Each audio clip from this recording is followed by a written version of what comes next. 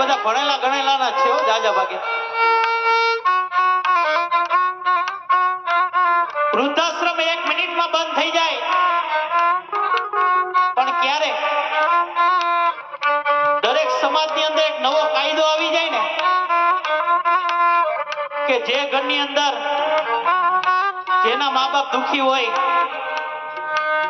જે ઘરની અંદર મા બાપની સેવા ન થતી હોય અને જે ઘરની અંદર મા બાપ વૃદ્ધાશ્રમમાં ગયા હોય ને એની દીકરી લેવી નહીં ને એને દેવી નહીં હો.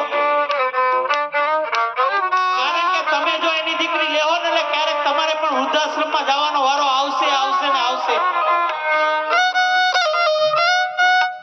ગમે એટલા ધોળા ચામડા હોય પણ જાતિ સ્વભાવ કોઈ દી ન જાય મારા બાપ. કારણ કે મા બાપે પેટા પાટા બાંધીને દીકરાને ભણાવ્યો હોય ને ઈનો ઈ દીકરો એમ કે તમને નો ખબર પડે હો. એક અમેરિકાથી વહુ આવી સુધરેલી, જીન્સનું પેન્ટ પહેર્યું, 2 જગ્યાએ ફાટેલું, પેલે ખોરે દીકરાનો જન્મ આપ્યો. એટલે ઓલી ગામડાની હાવ બિચારી એને એમ હોય ને કે દીકરાને હું કઈક રમાડું એમ. એટલે ઓલી સુધરેલી વહુ શું કે ખબર? ઈ કે નો નો નો નો નો નો એમ કરતી હતી ને. ગામડાની સાસુમાં કે આ મારે વહુને હું કૂતરું કર્યું છે, આવ આવ કર્યા રાખે. એટલે કે બેનને પૂછ્યું કે અમારી વહુ શું કે તમને છોકરા તેડતા નો આવડે. અને પછી ગામડાની હાવુનો મગજ ગયો, આવડી આપી પેલા તો ઈ કે મને છોકરા તેડતા નો આવડે એમ. માતા મને જવાબ આપજો કે મને છોકરા તેડતા નો આવડે, તું જેની હારે પરણીને આવી એને મોટો કરવા કોણ તારો? તું પરણીને આવી એને કપડા કોણ તારો? મને છોકરા તેડતા નો આવડે એમ.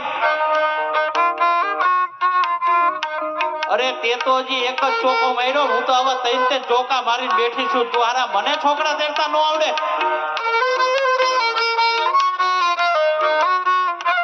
તમે જો તમારા મા બાપની એકવાર સેવા કરી લેવો ને એટલે રીધી ને સીધી બેય તમને પ્રાપ્ત થાય.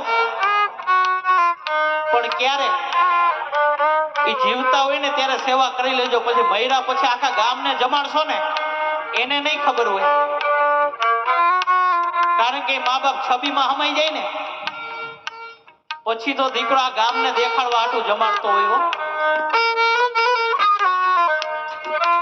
અને જે માતાને યુવાન દીકરી ઘરે હોય ને એને ભજન સત્સંગ કરવાની જરૂર નથી. કડતાલ લઈને બહાર કડતાલ વગાડવા જવાની જરૂર નથી. કારણ કે તમારા ઘરની અંદર જીવતો બોમ્બ છે, ક્યારે ફૂટશે ને કાંઈ નક્કી નહીં હો. આ તો માં બપોરે 2 વાગે કડતાલ વગાડવા જાય, ત્યાં એના કાનુડાને બોલાવે અને દીકરી અહીંયા બીજા કાનુડાને બોલાવે. માં ત્યાં કડતાલ વગાડતી હોય. કોઈ કોઈનું નથી રે